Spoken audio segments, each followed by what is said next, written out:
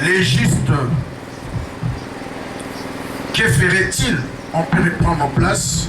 Lisons immédiatement Matthieu, chapitre 7, verset 24. Matthieu 7, verset 24. C'est pourquoi quiconque attend ces paroles et le met en pratique sera semblable à un homme prudent qui a bâti sa maison sur des rocs. La pluie est tombée, les torrents sont venus, les vents ont soufflé et se sont jetés contre cette maison. Elle n'est point tombée parce qu'elle était fondée sur les rocs. Quiconque entend ces paroles que j'ai dit et ne le met pas en pratique est semblable à un homme insensé qui a bâti sa maison sur le sable. La pluie est tombée, les torrents sont venus, les vents ont soufflé et ont battu cette maison et elle est tombée. Sa ruine a été grande. Que Dieu bénisse puissamment sa parole. Torobeta Lobanzambe, Maboko bien, Matsasuma Maboko, Zambe Apambolayo, Apambolayo, Amen. Na respect avec les barrières, Pessa voisin beauté, ça y est, vous allez bienvenue dans le programme Oyo. Vous avez vraiment ciblé Nzambe. Amen. Siko tala siko bien yebisaye kitoko na yo elongezo bakisama te. Kombo na yo ezobakisama te. Nzoto na yo kimbinga na yo ezobakisama te. Mais loko yo na kobangela pano eza qualité ya fondation. Amen. Nalina banda enseignement oyo na kopesa Nzambe merci à sepeli tozala awa. Et puis deuxièmement, pour remercier sincèrement évêque pour la deuxième invitation où il y a Pesibiso, Pengolo ou a Pesibiso au banda programme oyo na prière à ouverture. Et puis na enseignement à Liboso bisoto pesa est tombé juste parce que l'élo Bandi Sanza Sikatoza exactement le 1er octobre. C'est très très prophétique. Nabilo Onyo Soliboso, Namon Nasara Naramote, Nazoamo vraiment au sérieux parce que Nzambe, Azan Nzambe ma prémisse. Amen. Voilà pourquoi il n'a pourquoi les lois sont tous les 5 mots parce que au Zingolu, il y a qu'à participer au premier jour, il y a Sanza. Le premier jour, il y a un grand programme où il y a 21 jours. Est-ce que vous êtes là? Jésus, Maboko Makasi. Est-ce que Maboko n'est pas dans la poids à Makambo? Ozo Zelanzamba Salilayo. Ah, Nakasabo Hotel et Manette Évêque. On peut qu'il a volé un souffle sur Maboko. Bien. Tika Kolo Pambolayo. Merci. Sincèrement, merci à l'évêque. Nous sommes très reconnaissants. Nous avons une grande équipe pour les autres travailler dans Moussali Nzambe. Parce que nous avons derrière un champion, il y a un bon staff technique. Sur mon équipe, moi, je sais un résultat bien à terrain. Il y a un soutien bien, coach bien, staff technique et vanda. Il y a un joueur qui travailler dans la motivation. Amen. Nous avons beaucoup de respect parce que Osako salam salam nene katina œuvre oyo tikanzamba monayo. Oye l'église eza wanzoto motu. Il y a des membres physiques visibles, il y a aussi des membres invisibles. Est-ce que tout le monde dit amen? Na pourquoi les lona ekinga moté, j'étais accompagné de l'équipe de la presse comme toujours. Il y a la sœur Jos qui est là, il y a aussi les frères Eli. Je me suis fait accompagner aussi d'un de mes brillants fils, le frère Junior, qui est chantre de l'Éternel. C'est vraiment une fils dont toute sa famille prie chez nous, à l'église.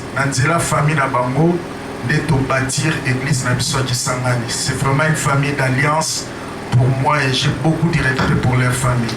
Ya Junior, que Dieu bénisse abondamment. Un grand chanteur à un album naïe. Je crois bientôt on va consommer en nous. Amen. Gloire à Jésus. Tout le monde a place. Il y a fondation quand il marche dans Nzambe. Amen. La place de la fondation dans la marche avec Dieu. Sous-thème autoso partager les lots yangoana. La place de la fondation dans la marche avec Dieu. Naïna laksayo importance y a fondation. Tu peux monter dans les hauteurs que tu veux, mais si la qualité de ta fondation n'est pas bonne, tu vas finalement t'écrouler. Est-ce que tout le monde dit Amen? En 2012, nazaki na mboka te mais nalandaka Nanzela Média, une histoire qui s'est passée aux environs, il y a Rond-Point Victoire. Il semble que immeuble Mboula Moe Betara Makasi et puis immeuble Moe Kweyaka Batwa Koufara.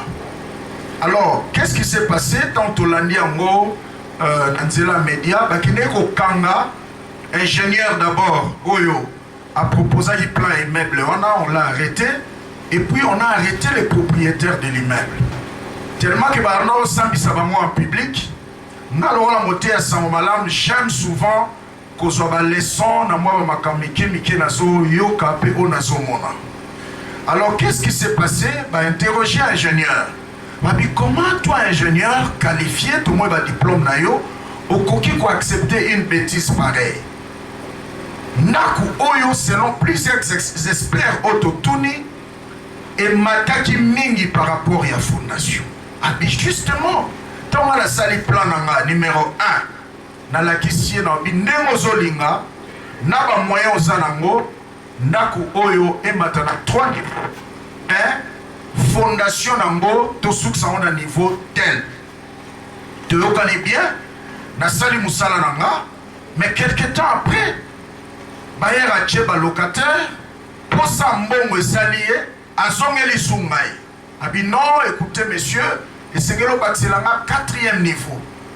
Alors, on a ici clairement que qualité à fondation, n'a pas sous 4e niveau et recocaté. Oh non, ça là, tout. Abi ok, ça va signer, Mukanda. Oh yo, ceux qui dégagent, ça n'engage que toi-même. Moi, je ne suis pas dedans.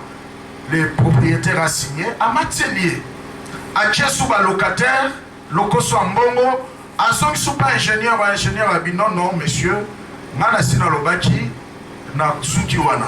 À qui au monde ingénieur, Moussou, à l'accès plein Ndaku, Yépé à l'andeli, qualité à fondation, mais à Yébissi clairement, d'abord, 4e niveau, Babaksaki, c'est déjà très dangereux. Si tu as Baksa Souswawa, alors ça sera encore plus dangereux. Mais tu dois signer pour nous l'accent que ce qui dégage, cela n'engage que toi-même. À signer par Matissi, 5e. Moula Moro Yarana Gishasa Makasiawa, c'était vraiment une pluie torrentielle. Et Katabanzete même dans les métiers, Kwesa Banda Kwebele, et Moula on est Kitisa immeuble, on a Batouba Koufa, et Tambaye Okanga, mon propriétaire immeuble, na ingénieur. Oyo à Salari Fondation, c'est alors que bah, il faut relater l'histoire. Et quand j'ai entendu ces choses, rapidement j'ai pensé dans cette parabole que le Seigneur a montré ici dans Mukanda tout à l'heure, il y a Matthieu chapitre 7, verset 24. Parabole où est ça, importance, il y a qualité à fondation. Voilà, ce sont 2 personnes, Moko a tongi likola libanga, Mususu a tongi likolo azelu. Mbuleye, mayeye bele, mupepeye, et ningisi bandaku mibale. Mais ndako etonga maki likolo ya libanga et résister.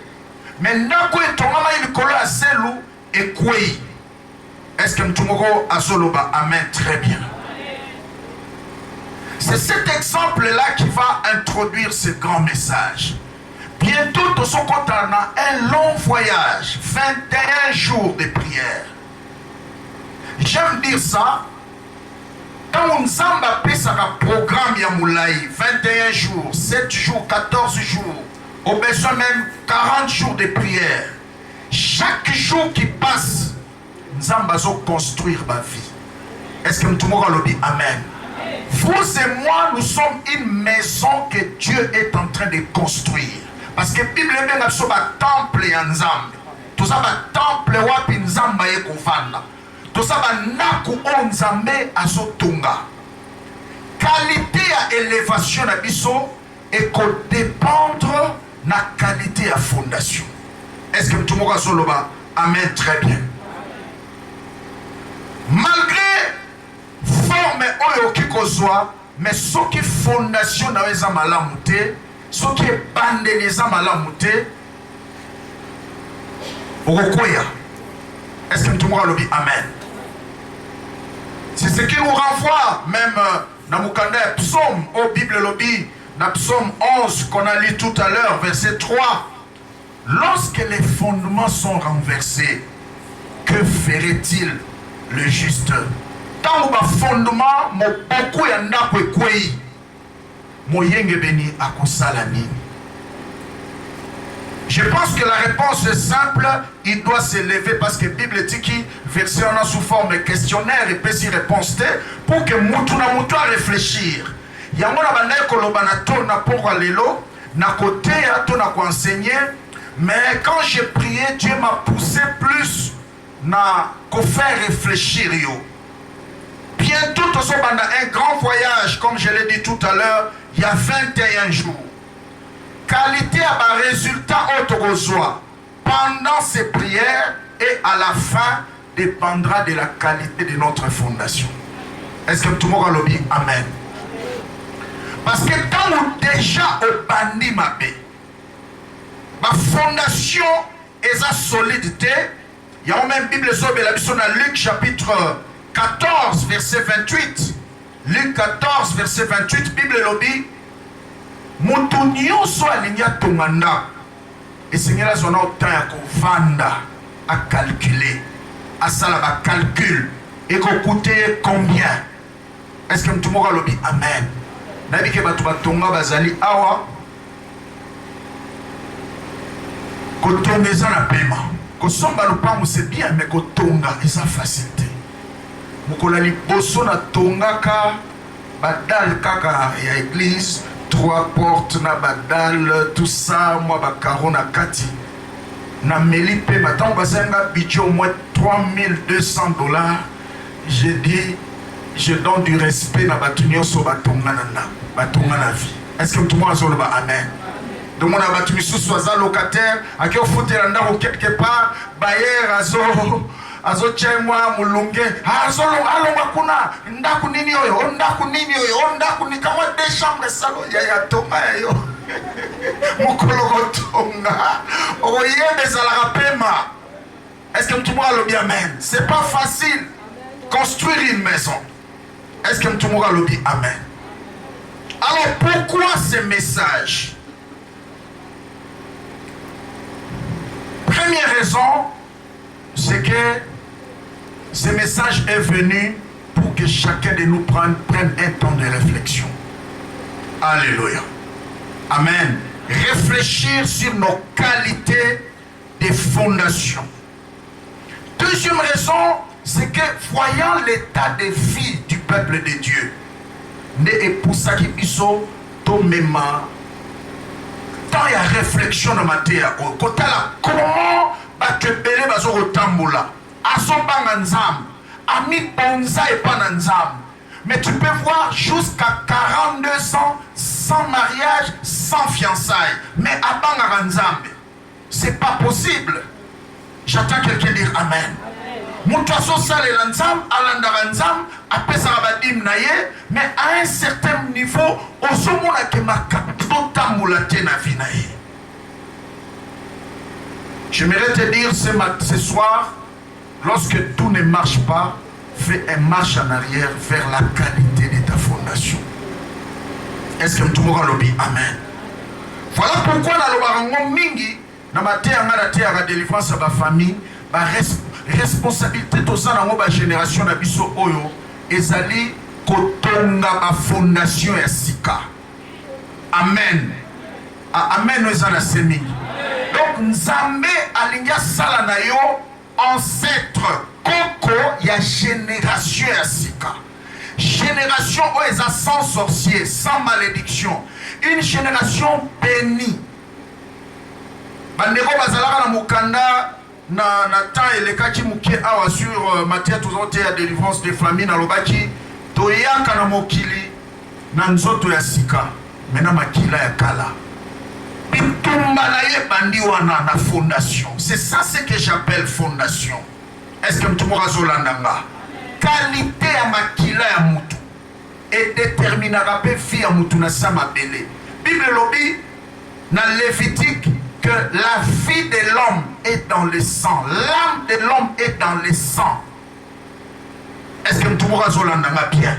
C'est pourquoi on a même bébé mais c'est normal, ça va passer. Est-ce que tu vois Zolandanga? Et Bible dit dans Hébreux 12, verset 4, jusqu'à présent, vous n'avez pas encore combattu jusqu'au sang concernant le péché. Tala kota bo mama na yo. Fondation ni nezali.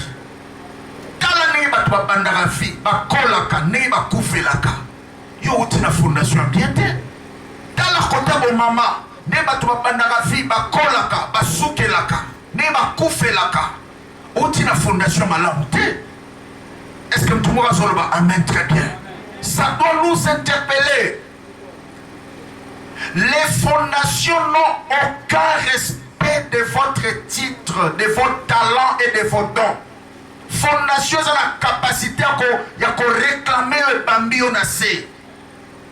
Et qu'on parle à titre na yote, et qu'on parle à talent na yo, ya ko yemba teto ya koteya, et qu'on parle à talent na yo artistique, to scientifique aux anamote, et qu'on parle à nombre de diplômes na yote. Pour la mona nenge vasti, a baby salibala na ye. Karaboye, mobile zana posa na ye, à contempler beauté na ye, vis-à-vis à master na ye, à sali même festin, tout ça un tas de trucs. Moi si à baby salibala na ye karaboye. Et ça n'est il lelo, au commis moi si à fachi, donc au baby salibala no karaboye, karaboye. Au tige on a balabala. Quand je remonte la filière, et ça problème à fondation. Est-ce que tout le monde a amen? Et ça n'a pas de belé les lois au monde non à balité respect mais tant wa kobala fondation bando ningana yewana mutuma kasi na mobali amona mbali kwa master na ye musala ndako alingite asu musala nyoso tikela ba bonne tout ça est à détruire jusqu'au point à pepisi libala na ye omona mutu mususu asala posa so musala ya bien. Quand on a joué Moussala, à continuer à légèreté, à la seconde main, à commencer à la jeune à Moussala, tirer Moutouazaï, qu'on foute même 2000, 3000 dollars, à l'ongolien à Moussala pour aïe le quoi 2000 francs.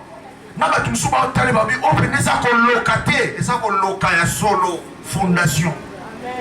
Fondation. Est-ce que tout le monde a solo? Amen. Fondation, yaya. Fondation respectaka. Comment ya mutute et respecter la célébrité na yote et qu'on respecte honneur na respect ba pesa on a batute et ça la batu sous le long nzamba ko bouger sous na bangote parce que fondation na ye et tient na ba limite so nzamba batia ta brique moko likola fi na ye brique moko élévation brique moko bénédiction ndako ningani il y a un faut pas casser tout pour recommencer. J'ai aimé ces cantiques que nos sœurs de Kunda Sisters ont composé. Ces cantiques-là m'a conduit dans de fortes prières. Non, non, je vais tout casser pour recommencer. Est-ce que tout le monde a la nanzemouana? Ma vie en Christ, non, non, je vais tout casser pour recommencer. Non, non, je vais tout briser pour refaire ma vie. Amen, amen. Je ne sais pas si tu as suivi aussi ces cantiques comme moi. Et même dans ma forte prière, Naba cantique le rôle brise la force de moi. Amen. Brise la force de moi qui combat mon âme, qui t'empêche d'œuvrer à moi. Cette force-là qui me résiste, cette mauvaise fondation que j'ai héritée de mes pères. Même dans Mukanda, Pierre, Bible les reconnaît en moi, dans 2 Pierre 1,18. Des vaines manières que nous avons héritées de nos pères. Est-ce que tout le monde a dit Amen? Nous sommes là, même la carte église, il affiche un certain nombre de comportements. Pour c'est ma responsabilité, il y a le coup mon église. Parce que mon talent, parce que c'est comme ça que nous, pasteurs, on s'est beaucoup trompé dans des frères et sœurs dans l'église. Au moment où on a don, au moment où on a talent, au moment où on a apparence à sérieux, au bambi, au mami qui est mon responsabilité. Mais après quelques temps, il commence à entrer dans la légèreté, tout ça, des choses comme ça, et vous commencez à regretter. C'est pas lui, c'est la fondation. On n'a pas eu suffisamment le temps de regarder sa fondation, d'examiner profondément sa fondation. C'est pourquoi j'aime dire ça, le temps est un prophète et le temps est un révélateur. Le temps met en lumière tout ce que nous ne pouvons pas comprendre aujourd'hui. Tu me soucies à cause d'une apparence sérieux, mais tellement où tu n'as pas fondation, tôt ou tard, le temps révélera qui était-il réellement. Est-ce que tout le monde a Amen? Voilà pourquoi on a mis une réflexion en ce début de 21 jours. Tout soit responsabilité à placer ma bonne fondation. Et ça n'a pas l'eau misusu quand on a les colonnes en côté. Et c'est mieux que tout kayango ko bandela. Est-ce que tout le monde a dit Amen? Alors c'est quoi une fondation? Combien de types de fondations existent-ils? 2 types de fondations. Il y a des fondations positives, il y a aussi des fondations négatives. C'est quoi une fondation? La fondation, si vous voulez une définition qui est attaquable, c'est-à-dire c'est à prendre ou à laisser, mais ça peut vous aider. Une fondation, c'est la raison d'être d'une structure. Amen. C'est la raison d'être d'une structure, d'un édifice. Ce qui structure mon Ezali, c'est grâce à la fondation. C'est la raison d'être d'un édifice. Ce qui est naku moko etongami. Moulaye son mata. Et oumeli mi kolebele. Yeba que qualité à fondation na mwezala ki malam. Est-ce que mutumoko alobi Amen? La fondation, c'est la raison d'être d'une réalité. Et quand ça n'a vu, nous allons vivre la réalité moko contradictoire. Bon, là où ozo luka et salama, ozo kokate ko vivre en mot. Mais ma oyo boy, c'est ce que tu es en train de vivre. C'est un homme qui a fait ce constat. C'est l'apôtre Paul après plusieurs années de son ministère. Parce que Awa, il était déjà presque à la fin, au soir de sa vie ministérielle avec Jésus. Selon plusieurs commentateurs, c'est ce qui nous a écrit dans Romains 7 à partir du verset 15. À sali constamment on a vu na bi bola mona so linga eya na olinga na mona na olinga na simba na olinga na tatola na so komate na o simba te na mona so na simba et lo mo zo pekisa so soki na sina simbi et so umela te na perdre alors que baba tu misusu ça marche.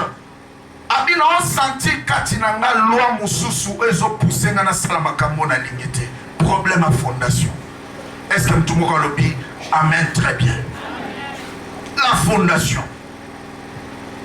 Ces personnes ne sont pas ce que nous les voyons physiquement. Alors, c'est ça la plus grande vérité. Batu mingi basa penza te oyo to mona ba miso. Na miso ko mona kitoko elongi nzoto evanda ne ba kino ba lobaka mais fondation. Alléluia. Alors si tout ne va pas, allons-y tout droit à la fondation. Et j'aimerais dire que tout ce qui a l'expression a une fondation.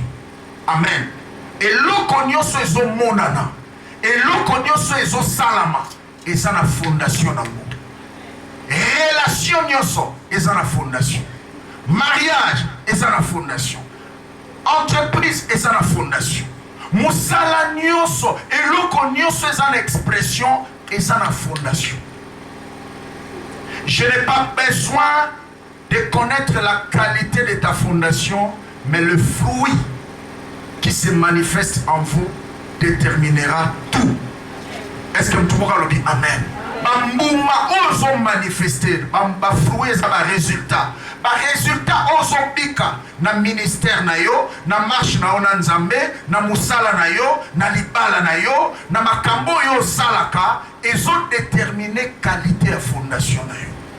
Est-ce que tu pourras le dire amen? Très bien. Et avant d'aller plus loin, j'allais jeter 6 bases par rapport à ces messages. Première base, c'est que la fondation n'est pas toujours forcément visible à l'œil nu, mais c'est elle qui tient tout. Alléluia. Fondation est mon anakate, ami Souboy. Très souvent, est mon anakate.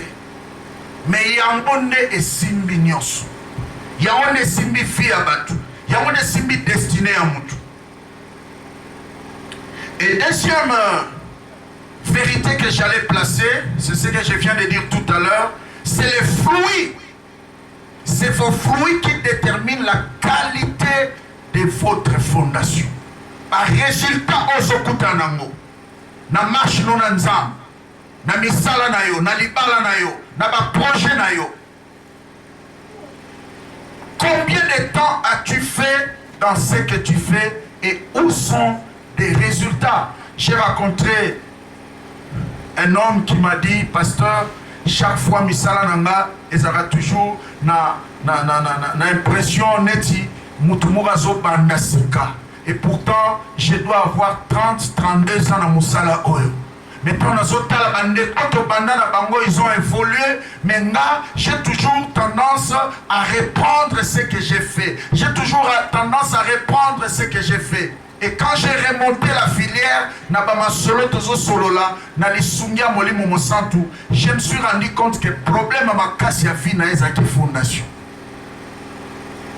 Et logo yozo lukanzamba pesa yo na fondation famille na bino ezalaka te.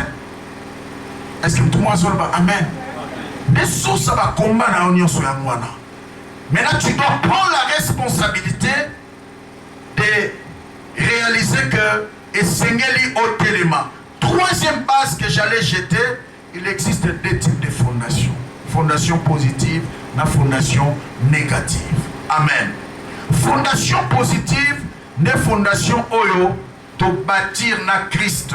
O Yesu aza au centre. O Yesu aza le seul maître. O Yesu aza contrôlé. Ne to mona une introduction, balobi, batumi bale batongi ndaku moko likola zelu mususu likola libanga. Donc mutu atongi likola libanga yewanande asali fondation solide. Mais fondation négative eza ba fondation eza na ba brèche. Ba fondation sabotée. De babilo to mona ngo plus tard na enseignement oyo to bandi mukola lelo soki nzambe apesa biso bomoi. On l'action la fondation sabotée, fondation trouée, dans ma brèche, au moyen à se maintenir dans mes pépés et zate. Est-ce que tu m'auras amen? Très bien. Sorotangi, dans Mukanda Josué chapitre 7, verset 1. Au moment la vision on zambazaki nango sur Jéricho.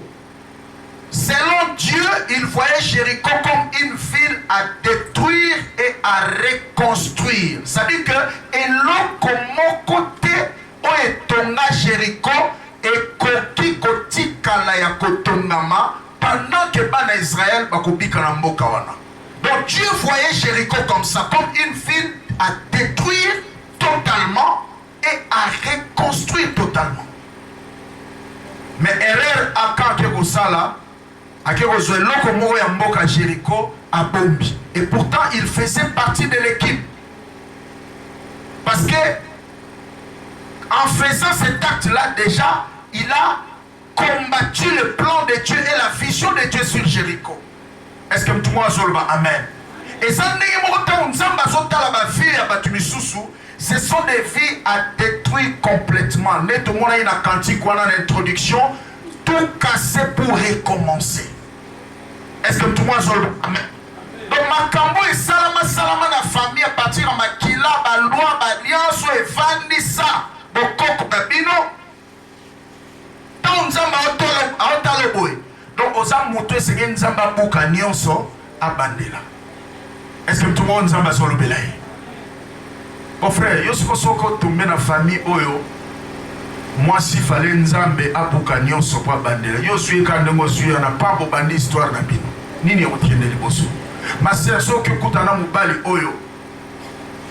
Aoutina famille Oyo, Nzamba Zomona, Baramona, Barolo, Jéricho.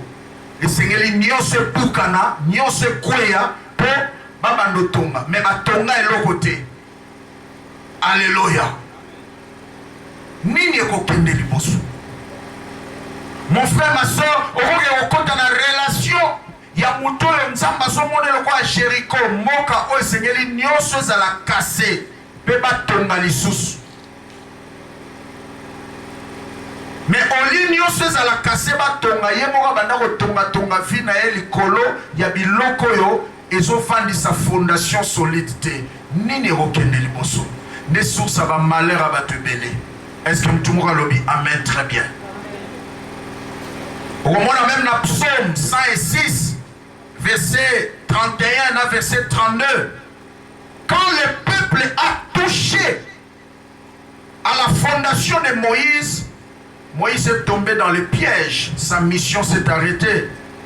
Quand on attend un texte, il peut s'en mawa dans mon thème. Psaume 106, 31 à 32. Cela fut imputé à justice de génération en génération pour toujours. Écoutez le verset 32. Ils irritèrent l'Éternel près des eaux de Mériba. Et Moïse fut puni à cause d'eux. Alléluia. Bapesa kinzambe kanda na mai pembeni ya mai ya Meriba. Et bon Moïse a pesa maka etumbu pa nzambe à cause ya bana Israël. Est-ce que tout le monde lobby amen? Moïse Azaki Moutoumounen Toebi, élevé par Dieu. Et la Bible ont mentionné même que personne, aucun homme n'a parlé avec Dieu comme Moïse. Moïse a dit Solonan Zambelwa ba master. C'est ce que la Bible dit. Parce que quand Aaron a Myriam ba meka ko sarana Moïse, l'autorité nae a dit comment de bangité autorité dans l'école Moïse. Soyez la prophète, na lobela ba on a ba noto na ba vision. Mais Moïse na solo la face à face le roi muninga nanga. Alléluia. Cet homme qui était humble, cet homme qui était obéissant à Dieu, que Dieu a élevé, lui a donné la célébrité en Israël, en Égypte. Cet homme qui a écrasé le plus puissant homme d'Égypte, Pharaon, à ce temps-là. Mais qui doit se retrouver rattrapé par ses fondations familiales. Est-ce que tout le monde a amen? Nena loba une introduction, fondation et pas ma titre na yote, et pas ma célébrité na yote, et pas ma diplôme na yote, et qu'on respecte ma diplôme na yote, et qu'on respecte honneur ba tu ba sa côté. Est-ce que tout le monde a solo belay? C'est grand Moïse. Oya tombola lingenda. Maye kabwana lisolo e salamate avaye pe après na lingenda. Josué pe maye kabwana mais na forme mususu. Est-ce que tout le monde a amen? Cet homme qui a vu son simple bâton transformé en serpent et redevenir bâton. C'est ce que j'appelle la gigantomatie. les combats des géants. Amen. Donc Moïse a quoi qu'il n'était ne baluki nioka. Or, totem, puissance, il y a sorcellerie à Égypte, c'est ça qui représentait un serpent. Donc, quand Moïse a simi, n'était na mokila, et baluki et l'omwe nioka, et songi n'était, cela voulait dire tout simplement que Nzamba a déjà contrôle à Égypte mobimba. C'est pourquoi comment on s'en a pharaon, n'a bim sabangoum, n'a changé maille, et comme il makila. Donc, il avait déjà les pouvoirs de tout l'Égypte en main. Est-ce que tout le monde va amen? C'est un grand et puissant, reconnu. Oh, Pharaon Zarobanga. Pharaon a fait 3 propositions avant à libérer Bana Israël. Alors, bon, mais bon, ça l'aura en Égypte. Pharaon et Moïse a boy.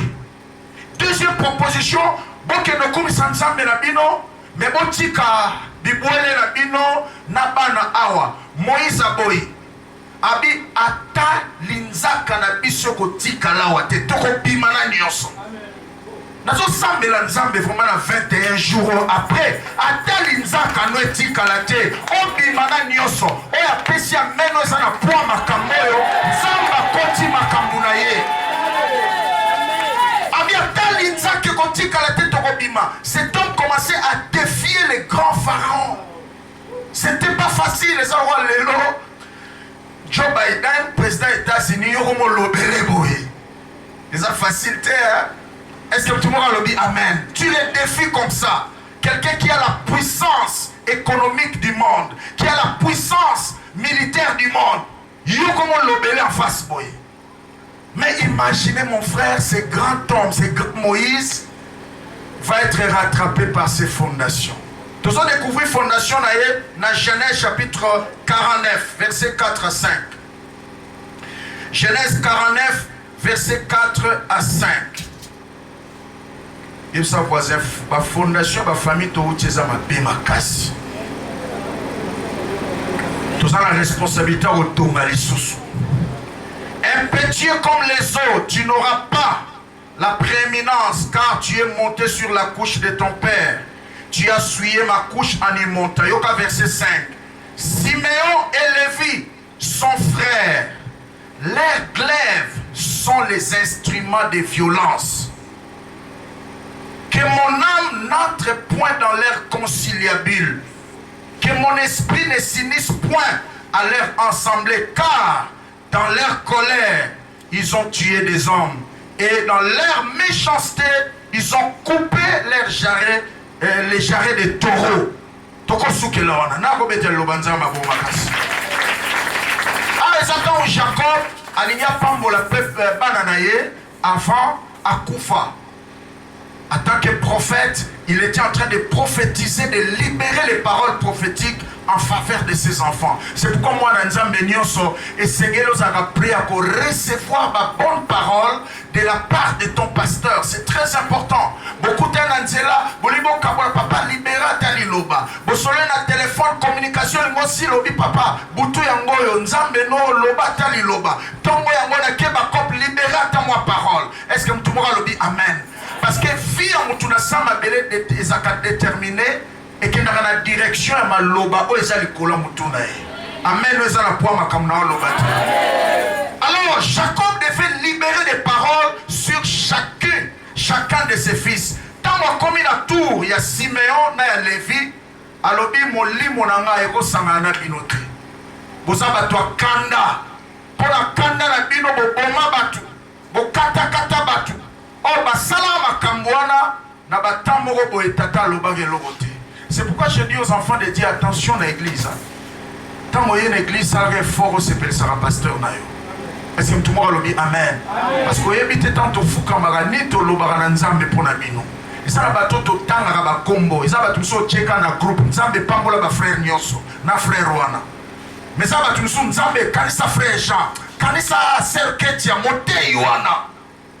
Bakise Ngolu. Est-ce que tout le monde dit amen? Au moins les prières échangées. À part sœur Ketia, quand ça va sœur Nyoso église, il faut moi la mabala na bambo. Si tu as voisin, tu as un groupe, tu as un frère, tu as un Tout pasteur sérieux, il connaît ce que je dis là. Même évêque a contredire. Est-ce que tout le monde a dit Amen? Et il y a aussi d'autres choses quand tu fais. Pasteur a son mona, mais tant que tu pamboli, à l'équision dans mon parti. Est-ce que tout le monde a dit Amen? Alors qu'est-ce qui s'est passé ici? Ce que je vais tirer, ce qui concerne notre enseignement, c'est quoi? Ça c'était que des parenthèses. Tant où Jacob a commis la place à Simeon à Lévi, a rappelé Moulimou ya Kanda. Abibino bozaba to Kanda. Moulimou n'a ko sangana na binoté. Voyez? Donc Moïse a eu une famille ya Lévi. Lévi a sa muto Kanda. Moïse est né et il a grandi. Il n'a jamais été guéri de l'esprit de la colère. Malgré sa célébrité, fondation na Kanda et Zalaï Kak. Si qu'on joue à ton ban Israël, bah qui pose sa maille, bah siliki, bah kei, bah lobeli na Kanda, allez, tant bah toucher la fondation, fondation Ningani. Yépe à réagir na Kanda. Ah bien que ça va. Zamba c'est shkeba. Tout rwana au lobelaki. Qu'est-ce qu'il dit? Au betaki, libanga, maebimaki. Mais maloyo, malgré Kanda na yo, malgré fondation, bandi réclamé yo, tata Moïse. S'il te plaît, qu'au beta libanga deux fois te. Kende lobela libanga. Tellement fondation et respectaka. Onction à mutute et respectaka. Ba talana ba do à mutute. Fondation ne sont n'inganaka. Moïse na Kanda na zunzete a beti na libanga. Zamba bi ok. Pour nous honorer comme on a maille kobima. Mais yo, okota kanate. C'est de là que Moïse est mort. Est-ce que tout le monde a dit Amen? Le grand Moïse s'est retrouvé rattrapé dans ma fondation.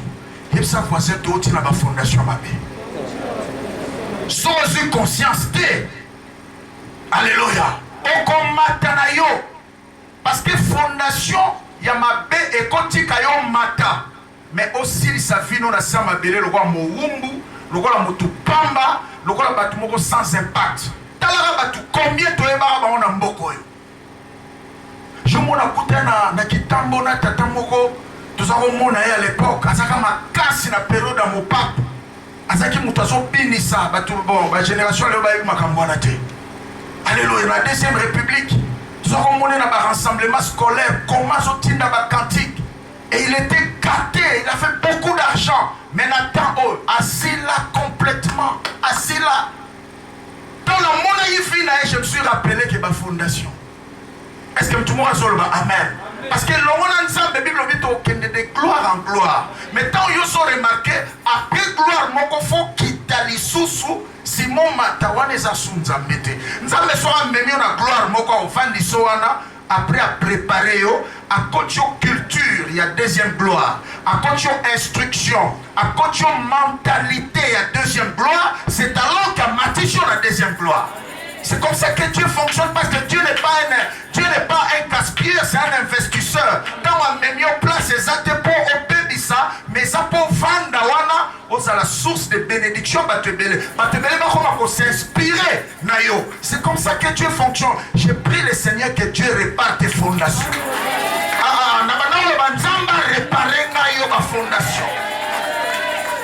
C'est une soirée de repositionnement et de réparation des fondations. Ah oui. Ça ne sert à rien de monter et ma fondation est solide. Donc on a tongi bien qui toko ba décorer ba carreau marbre, mais après quelques temps mire et sali ba fissure. Est-ce que tout le monde a son nama? Son landeli fondation ça qui bien été. Voilà pourquoi on a 21 jours avant d'aller plus loin, réfléchissons chacun sur la qualité de nos fondations respectives. Quatrième base que j'allais placer dans cet enseignement, c'est que quand Dieu veut construire, il touche la fondation. Et quand le diable veut détruire, il touche aussi la fondation. Est-ce que tout le monde le dit Amen? Ce qui nous semble à Simba la fondation. André a gagné Pierre. Baye pa Jésus. L'histoire dans Jean chapitre 1 verset 42. Tant baye pa Jésus, Jésus a tali Pierre Abi, Simon, fils de Jonas, on t'appellera Céphas. Simon, instable, fils de Jonas, c'est parce que tu viens de la fondation de Jonas. Un homme qui était toujours instable, inconstant. Voyez? Mais on t'appellera Céphas. Un mot araméen, Céphas, ça veut dire constant, stable, pierre. Ok? Tant Yesu atali Pierre, atali Simon, abi yo oza na fondation moko instable. Or yo na omona kotonga likolo no église. Mais fondation à Simon et kokako supporter leadership de l'église. Fondation à Simon et kokako supporter la persécution au premier siècle. Parce que nous jouons avec l'évangile. Ils ont été brûlés par le feu à cause de l'évangile. Il y a des gens qui ont étudié l'histoire de la Bible, ils me suivent. Est-ce que tout le monde solo amen? Mais nous jouons. Il y a des gens qui ont étudié bien sûr l'histoire de l'église. Ils savent qu'il y a d'autres personnes Kangi Bango à cause du témoignage de Jésus. Kangi Balio na Bakaf, le na stade de martyr, on a 7 jours liés le côté. Après 7 jours, les gens ont été bouffés comme ça. Voyez-vous? Mais parce que tous ces mondes-là étaient préparés à la persécution, ils avaient déjà des fondations solides. Tant que on a plus que mais ceux qui on allait régner la foi. J'attends quelqu'un dire amen très bien. C'est comme Étienne qui était le premier martyr, alors qu'on était en train de les lapider, tout ça parce que ma fondation est acquis solide en Christ, il était en train de glorifier Dieu et il a vu Christ dans sa gloire. Alors que Bazalaki qu'on lapidé, je suis en train de dire à quelqu'un, tant au monde a souffrance, Zoya, Yesu a télé magana moment, ce qu'on renie foi na yote, à côté la yo, ou à l'obien menzamba pambolier. Étienne a moni bazo lapidé et quand il a vu la gloire, quand ses regards ont tourné vers le ciel, il a vu Jésus debout dans sa gloire. J'attends quelqu'un dire amen. Alors que nous traversons des moments difficiles, il est là debout, mais souvent, tu tourneras mis sur la biseau vers les problèmes, au lieu de tourner mis sur la biseau vers Christ, qui est le chef et le consommateur de notre foi. Cinquième vérité ou cinquième base que j'allais placer ici, c'est que la vie est faite de fondations. J'attends quelqu'un dire amen.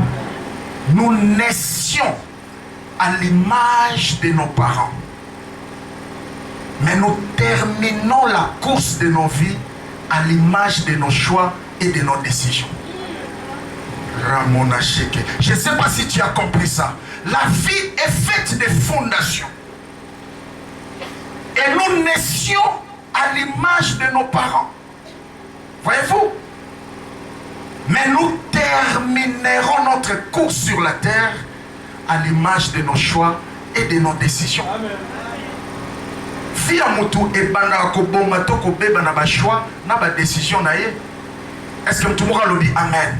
Est-ce que tu m'auras maxi amen? Image e biso to suis na ba parents ya monde to botami na moto so kola. Mais tu n'es pas obligé de finir ta course sur la terre selon l'image de tes pères. Ma père va couper son image bozaki ba locataire, mais tu n'es pas obligé de mourir locataire. Est-ce qu'amen komata? Ma père va couper son image à pauvreté, mais tu n'es pas obligé de mourir pauvre. Nalingara penser moi à Bill Gates à l'objet, naître pauvre c'est pas ton problème, mais mourir pauvre c'est ton problème. C'est une pensée qui me révolutionne. Est-ce que tout le monde a l'objet amen? Tous son bon tama na image à mes parents, mais tu peux finir course na biso na image à ba choix, pe ba décision. Donc ba choix na ba décision na yo n'est que décider qualité de la vie au kosukela nango na sena mabele. O alobi amen Zambi akitsa grâce du colonel.